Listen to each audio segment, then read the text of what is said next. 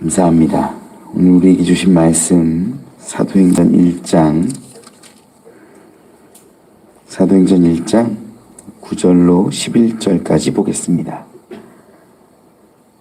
사도행전 1장 9절로 11절의 말씀 우리 한 절씩 교독하지요. 이 말씀을 마치시고 그들이 보는데 올려져 가시니 구름이 그를 가리어 보이지 않게 하더라.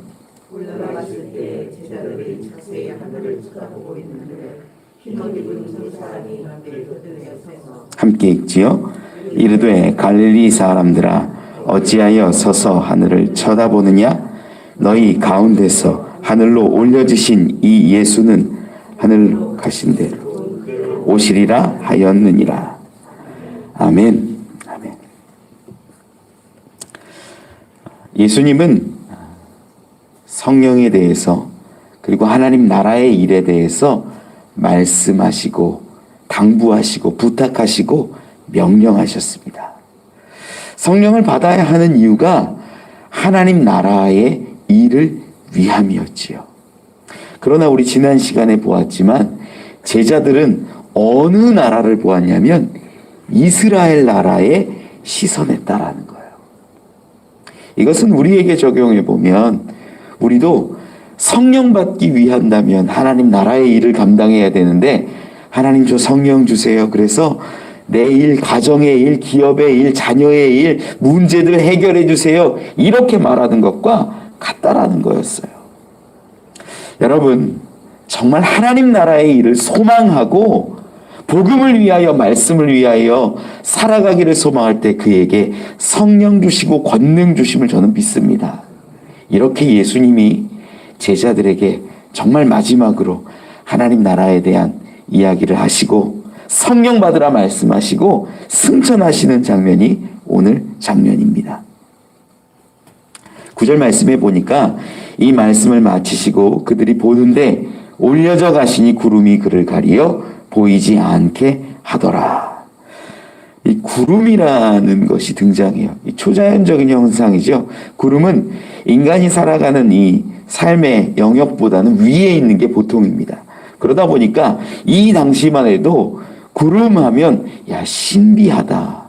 우리보다 위에 있으니까 하나님과 더 가깝겠다 생각하기도 하고 하나님이 하늘에 계시다라고 믿고 고백했기 때문에 하늘 근처에 있는 구름이 하나님을 어떤 드러내는 현상으로 많이들 이해했습니다. 그러다 보니까 수많은 구약 성경 가운데 특히 출애굽기 같은 데 보면 성막 가운데 구름이 임하는 장면들이 많이 나와요. 이것이 구름이 임할 때 꼭 드러나는 게 하나님의 영광도 임했다 이런 기록들이 있어요. 구름은 무엇을 의미하냐면 하나님의 영광을 드러내고 하나님의 현현을 나타내는 어떠한 상징이 된다라는 거지요. 이러한 구름이 등장했다라는 건 예수님이 당신의 힘과 능력으로 무언가를 하고 가르치고 또한 우리가 보게 된 이 승천하는 것이 아니라 하나님이 함께 하시고 있다라는 증명이 된다라는 거예요. 그래서 승천도요. 예수님이 승천하신 것도요. 그냥 야 이제 다 했으니까 가야겠다 해서 내가 차 타고 간 게 아니라 하나님의 때가 되어서 구름 가운데로 이렇게 들려 올려지셨다라는 거예요. 9절 말씀 가운데 올려져 가시니라고 기록하는데 이 가시냐 그 앞 보면 그 뒤에 보면 구름이 그를 가리어라고 기록하는데 가리다라는 단어가 헬라어로 보면 휘팔라벤이라는데 이 가렸다라는 것 자체가 위로 올라갔다라는 거예요. 그러니까 가리어졌다라는 것 자체가 하나님께서 이렇게 데리고 가시는 영접하시는 그러한 모양을 드러낸다라는 거죠. 우리는 많은 사람들이 구름을 타시고 오셨다. 계시록에도 그런 말씀이 있어요. 구름을 타셨다라는 기록이 있다 보니까 구름을 탔다라고 생각하는데 구름이 가리워진 것이 이 사도행전에는 기록해요. 그래서 사람들의 모습과 이 예수님의 모습 사이를 어떤 가리워서 보이지 않게 하고 이곳은 하나님이 역사하시고 하나님이 돌보시고 하나님이 영접하시고 하나님이 통치하시는 그곳이 되었음을 우리는 바라볼 수 있게 하는 겁니다. 그래서 예수님은 정리를 해보면 예수님은 그냥 올라가신 것이 아니라 구름이라는 것을 통하여 알 수 있는 것이 하나님의 영광 가운데 올라가셨구나라는 것들을 알 수 있어요. 9절 말씀, 10절 말씀 가운데 이 제자들은 뭘 하고 있냐면 9절에도 기록해요. 그들이 보는데 10절에도 기록합니다. 올라가실 때의 제자들이 자세히 하늘을 쳐다보고 있는데 제자들은 예수님의 말씀을 들을 때까지만 해도 예수님의 말씀이 무엇인지 무엇을 이야기하시는 건지 하나님 나라가 무엇인지 이거 막 듣고 있었을 거예요. 그리고 마지막에 어제 얘기했지만 예수님이 말씀하신 게 예루살렘과 온 유대와 사마리아와 땅끝까지 이 증인이 되어야 된다라고 말씀하실 때 저기까지? 이런 감정들이 있는 찰나에 예수님이 갑자기 구름이 가려지고 올라가시는 거예요. 10절에도 기록하잖아요. 자세히 하늘을 쳐다보고 있는데 승천이라는 걸 지금 처음 보는 거예요. 지금 제자들은 예수님이 하늘로 올라가시는 장면을 여러 번 본 게 아니라 처음 보는 겁니다. 어안이 벙벙하죠. 신기하죠. 이게 무슨 일인가 싶지요. 그렇게 바라보고 있을 때 나타난 두 사람이 있어요. 10절 중반 이후에 기록하죠. 흰 옷 입은 두 사람이 그들 곁에 서서 11절 이르되 갈릴리 사람들아 어찌하여 서서 하늘을 쳐다보느냐 너희 가운데서 하늘로 올려지신 이 예수는 하늘로 가심을 본 그대로 오시리라 하였느니라. 흰 옷 입은 두 사람, 우리는 직감적으로 알죠. 천사겠구나라고 생각할 수 있어요. 이 흰 옷 입은 두 사람이 어디에서도 나왔냐면 예수님 부활하는 장면에서도 나왔어요. 우리 요한복음에서도 보았지만 예수님의 부활을 증명한 그가 살아나셨느니라. 가르쳐줬던 게 누구냐면 천사인 거예요. 부활이라는 것도 이 온전한 부활을 처음 보고 경험하고 알 수 없는 그 상황 가운데 전해준 게 누구냐? 천사였고요. 지금 승천도 분명하게 알려주는 게 누구예요? 천사인 거예요. 그리고 이 천사들이 11절 끝에 보면 한 가지 더 예언처럼 말하는데 그게 뭐냐면 이 예수는 하늘로 가심을 본 그대로 오시리라. 이 재림할 것에 대해서도 분명히 말씀하세요. 그러니까 우리는 처음 본 것에 대해서 이게 이거야, 이게 부활이야, 이게 승천이야 라고 말하기 너무 어려워요. 처음 보니까 알 수 없으니까. 그런데 그것을 천사가 증명하고 알려주고 깨닫게 하는 거죠. 많은 사람들이 이 승천하는 것도 신기해 하는데 요즘 많은 사람들이 관심 갖는 것이 재림의 때입니다. 여러분 재림의 때 궁금하죠? 재림의 때가 언제인지 알 수가 없어요. 지난 시간에 이야기한 거 우리 기억나세요? 이 제자들도 묻잖아요. 성령이 임하면 이스라엘의 나라가 회복되는 이때입니까? 이제 성령이 임하신다라고 예수님이 말씀하셨는데 이때가 바로 그때입니까? 라고 말하니까 그때 단어가 크로노스라는 단어를 썼다 그랬어요. 예수님이 하신 말씀이 인간의 역사가 흘러가는 그 크로노스 가운데 카이로스처럼 하나님이 개입하시는 때, 그 때는 언제냐면 우리 사도행전 1장 6절 가운데 기록해요. 7절 말씀 가운데 이르시되 때와 시기는 아버지께서 자기의 권한에 두셨으니 너희가 알 바 아니요. 그 하나님의 임재가 임하고 재림이 임하는 그때는, 그 시기는 카이로스적인 임재함은 너희가 알 바가 아니다. 하나님의 권한이다. 분명히 예수님이 못 박으신 거예요. 알 수가 없어요. 우리는 재림의 때를 모르는 게 당연한 겁니다. 그런 제자들이 한번 물었던 적이 있어요. 마지막 때가 어떻게 됩니까? 이 부분을 통해서 조금 유추할 수는 있거든요. 우리 마태복음 좀 한번 찾아볼까요? 마태복음 12장 보죠.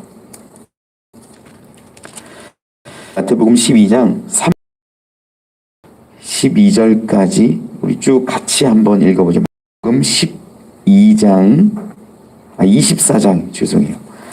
마태복음 24장 3절로 12절 말씀. 우리 같이 한번 쭉 읽어보죠. 시작. 예수께서 감람산 위에 앉으셨을 때에 제자들이 조용히 와서 이르되 우리에게 이르소서 어느 때에 이런 일이 있겠사오며 또 주의 임하심과 세상 끝에는 무슨 징조가 있사오리이까. 예수께서 대답하여 이르시되 너희가 사람의 미혹을 받지 않도록 주의하라. 많은 사람이 내 이름으로 와서 이르되 나는 그리스도라 하여 많은 사람을 미혹하리라. 난리와 난리 소문을 듣겠으나 너희는 삼가 두려워하지 말라. 이런 일이 있어야 하되 아직 끝은 아니니라. 민족이 민족을, 나라가 나라를 대적하여 일어나겠고 곳곳에 기근과 지진이 있으리니 이 모든 것은 재난의 시작이니라. 그때에 사람들이 너희를 환난에 넘겨주겠으며 너희를 죽이리니 너희가 내 이름 때문에 모든 민족에게 미움을 받으리라. 그때에 많은 사람이 실족하게 되어 서로 잡아주고 서로 미워하겠으며 거짓 선지자가 많이 일어나 많은 사람을 미혹하겠으며 불법이 성함으로 많은 사람의 사랑이 식어지리라. 아멘. 지금 방금 읽은 게 제자들이 조용히 와서 징조에 대해서 물은 거예요. 그런데 뭐 기근과 지진과 민족과 민족의 나라와 나라의 대적과 싸움, 전쟁 이런 이야기 쭉 하세요. 그런데 우리가 자세히 봐야 되는 게 뭐냐면 예수님이 8절 가운데 뭐라고 이야기하시냐면 8절 같이 읽어볼까요? 시작. 이 모든 것은 재난의 시작이니라. 이 시작이라고 말씀했어요. 그러니까 징조가 여러 개가 나오고 오랫동안 걸쳐 나오는데 그 시작이 이러한 문제라는 거예요. 기근과 지진과 전쟁과 수많은 일들이 일어나는 게 시작이래요. 그러면 임박한 것 같아요? 아닌 것 같아요? 임박한 게 아닌 거예요. 사실요, 인류의 역사를 가만히 보면 예수님 이후에 2000년간 계속 기근과 지진과 전쟁은 있어 왔어요. 그때마다 거짓 선지자들은 나와가지고 이때다 말하기도 하고 사람들을 두렵게 하기도 하고 자기가 그리스도라고 말하기도 했어요. 그게 2000년간이에요. 지금도 있어요. 그런데 성경은 말해요. 시작이니라. 예수님이 말씀하신 거예요. 그러면 임박한 그때가 언제냐? 마태복음 24장 13절 14절에 나와요. 같이 한번 읽어볼까요? 시작. 그러나 끝까지 견디는 자는 구원을 얻으리라. 이 천국 복음이 모든 민족에게 증언되기 위하여 온 세상에 전파되리니 그제야 끝이 오리라. 아멘. 지금 예수님이 말씀하신 이 끝이라는 건요, 이제 심판이 딱 임했다라는 게 아니라 징조에 대해서 얘기하시는 거예요. 징조가 여러 가지 징조들이 있는데 처음에 징조들이 어떤 것으로부터 시작하냐? 기근과 전쟁과 핍박과 막 많은 일들이 일어나는데 끝의 징조가 뭐냐? 끝의 징조가 복음이 모든 민족 가운데 온 땅 가운데 즉 예루살렘과 유대와 사마리아와 땅 끝까지 이르러서 복음이 전파될 때 그 징조가 마지막 징조라는 거예요. 여러분 우리 그러면 알 수 있어요. 야, 전쟁 이야기 얼마나 두려워요.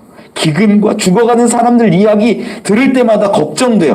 그런데 그것으로 걱정할 것이 아닌 거예요. 우리가 지금 그런 관심 가져야 되는 거, 우리가 씻어내야 되는 게 어디 있냐? 복음이 어디까지 가고 있냐? 복음이 어디까지 흘러가고 있고 예수를 그리스도라 고백하는 사람들이 어디까지 이렇게 선포되고 있느냐? 이것이 사실은 더 중요한 거예요. 말씀 오늘 본문 가운데로 다시 돌아와서 보면요, 많은 사람들이 예수님의 재림을 궁금해하는데 오늘 본문 이 11절에도 천사가 증언하기를 재림에 대해서 기록해요. 11절 같이 한번 읽어볼까요? 시작.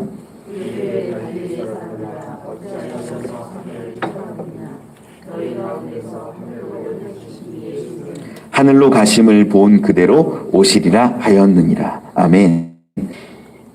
천사가 증언하기를 이 가심을 본 그대로 오신다라고 기록합니다. 그러면 우리가 알 수 있는 게 있어요. 여기서 정리할 수 있는 게 구름 중에 오실 것이라는 거예요. 계시록에도 기록하죠. 구름 중에, 즉 하나님의 영광 가운데 우리 가운데 재림하실 거라는 거예요.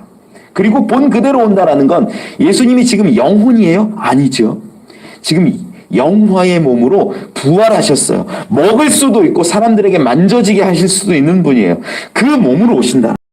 그리고 또한 사람들에게 이야기하잖아요. 어찌하여 서서 하늘을 쳐다보느냐. 수많은 사람들, 제자들이 있는 그 가운데, 사람들이 보는 가운데 오신다라는 거예요. 이 세 가지를 우리는 분명하게 알 수 있어요. 아, 예수님이 오실 때는 하나님의 영광 가운데 오시기 때문에 우리는 그걸 알 수 있겠구나. 그냥 뚜벅뚜벅 걸어오는 분이 아니라는 거죠. 그리고 영화의 몸 그대로 오신다라는 거예요. 때로는 영처럼 우리보다 빨리 움직이실 수도 있겠고 닫힌 문 사이로 들어오실 수도 있는 거지요. 또한 많은 사람들이 볼 수 있음 가운데 오신다라는 거예요. 우리 계시록을 한번 좀 찾아보죠. 계시록 1장 7절 말씀 한번 보죠.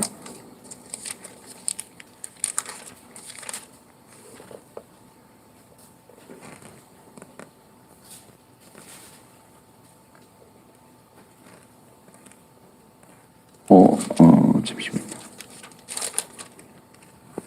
계시록 1장 7절 말씀 같이 한번 읽어보죠. 시작.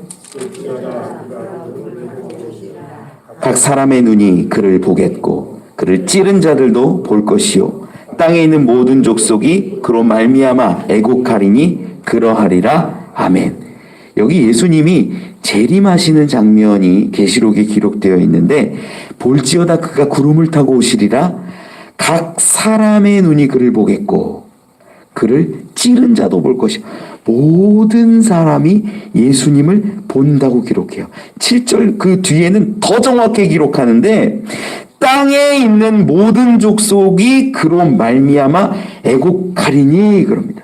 그러니까 재림의 때는 어떤 게 인간들에게 드러나냐면 애곡함이 있다. 무슨 애곡함이냐? 이 애곡이라는 단어가 헬라어 성경으로 보면요, 눈물 흘리고 슬퍼하는 거예요. 왜 슬퍼할까요? 예수님이 이제 심판의 주로 재림의 주로 오셨을 때는 이제 구원의 기회가 있어요, 없어요? 없는 거예요. 그런데 각 모든 민족이 모든 사람이 예수님이 오심을 어떻게 알 수 있을까? 물리적으로 불가능해요. 왜냐? 지구는 둥글잖아요. 지구는 둥글고 각 민족과 나라들이 다 둥근 곳 가운데 살고 있어요. 미국의 시간과 지금의 시간이 다르잖아요. 여기가 밤이면 거기는 새벽인 거예요. 달라요. 그런데 어떻게 예수 그리스도가 오심을 다 알 수 있을까? 이게 신비인 거예요. 재림의 신비. 재림하실 때는요, 신비한 능력이 일어나는데 영화의 몸으로 오시는 것처럼 모든 민족에게 나타나신다라는 거예요. 알 수 없어요. 그런데 그때 우리에게 나타나는 반응이 뭐냐면 어떤 자들은 믿는 자들은 기뻐하고 춤을 출 것이고 어떤 자들은 어떻게 될 거예요? 애곡한다는 거예요. 구원의 기회가 없기 때문에. 여러분 그러면 수많은 이단들이 있어요. 뭐 자기가 자칭 하나님이네, 뭐 재림주네, 그리스도네 하는 예 엄청 많아요.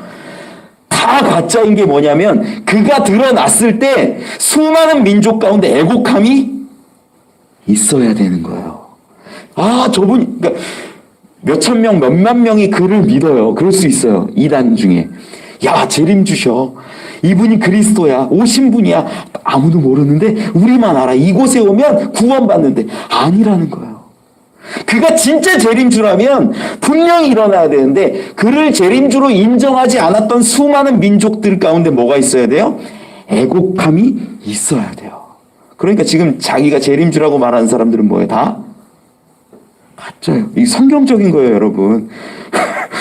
제가 그분들을 비판하는 게 이게 못생겼어 이런 비판이 아니라 성경적으로 정말 재림주가 오신 날은 모든 민족이 알기 때문에 애곡함이 슬퍼함이 있는 거예요.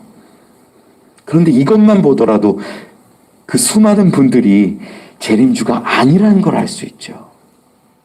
제가 이 이야기들을 왜 하냐면 워낙 미혹해하는 분들이 요즘 많아가지고 교회 안에도 들어와요. 교회 안에도. 그러다 보니까 이 말씀들 하나하나만 분명하게 붙잡고 있어도, 마태복음 24장에 있는 말씀만 붙잡고 있어도, 이 기근이 있고 전쟁이 있고 두려워할 필요가 없구나. 이것도 마지막 때의 징조지만 우리가 봐야 할 건 뭐냐? 복음이 어디까지 흘러가느냐? 그리고 내가 어디 서 있느냐? 이러한 것들을 생각해야 된다는 거예요. 재림주라고 말하는 사람들이 있습니까? 여러분, 그 사람으로 인하여 모든 민족이 애곡하면 그 사람이 재림주일 수 있지요. 그런데 아니잖아요. 그렇기 때문에 우리는 충분히 반대할 수 있어요.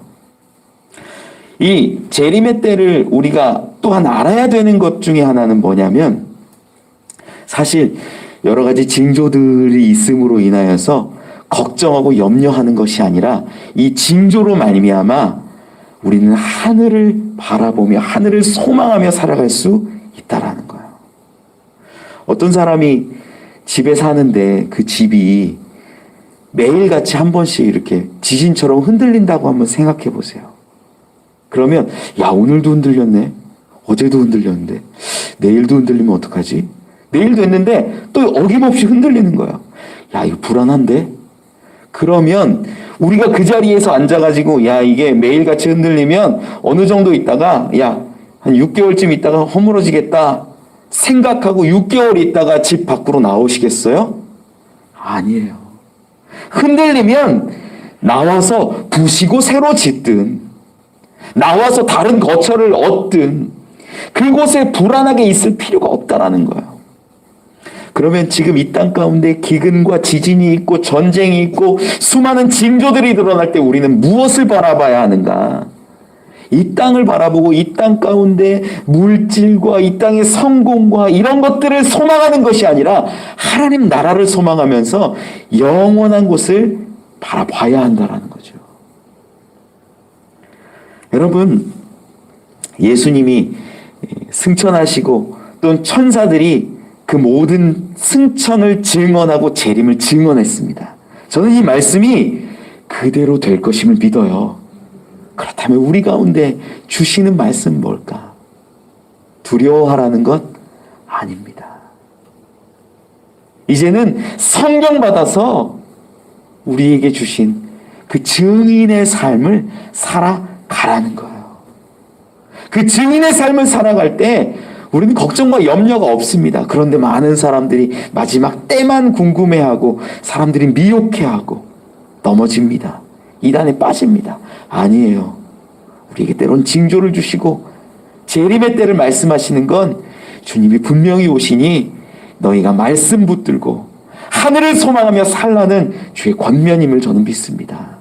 그렇게 두려워하는 것이 아니라 재림을 바라보고 소망하며 기뻐함으로 오늘을 예수님 복음의 증인들로 살아가는 저와 여러분 되시길 간절히 축원합니다. 기도하겠습니다. 하나님 감사합니다. 세상은 너무나 혼란스럽습니다. 우리를 미혹해하는 일들도 많습니다. 하지만 주님, 우리가 지혜롭게 분별하게 하여 주옵소서. 우리 가운데 성령을 주셔서 말씀을 주셔서 무너지지 않게 하시고 마지막 때까지 주님 오시는 그날까지 말씀으로 살아가고 증인된 삶을 살아가는 자들 되게 하여 주옵소서. 주님의 승천을 바라보고 재림의 약속을 듣습니다. 이 말씀이 우리 가운데 소망되게 하시고 흔들리지 않는 나라, 영원한 하나님 나라를 바라보는 우리 한 사람 한 사람 되게 하여 주시옵소서. 이 아침 간구하고 오기는 하나님, 우리 함께하는 교회 가운데 수많은 지체들이 있습니다. 이 세상을 바라보며 흔들려하고 두려워하는 지체들이 많습니다. 저들 가운데 하늘 소망 주셔서 이제는 성령 받아 권능으로 살아가는 주의 증인들 되게 하여 주시옵소서. 감사합니다. 예수님 이름으로 기도합니다. 주 기도문합니다. 하늘에 계신 우리 아버지여, 이름이 거룩히 여김을 받으시오며 나라가 임하옵시며 뜻이 하늘에서 이루어진 것 같이 땅에서도 이루어지이다. 오늘 우리에게 일용할 양식을 주시옵고 우리가 우리에게 죄 지은 자를 사하여 준 것 같이 우리 죄를 사하여 주시옵고 우리를 시험에 들게 하지 마시옵고 다만 악에서 구하시옵소서. 나라와 세와 영광이 아버지께 영원히 있사옵나이다. 아멘.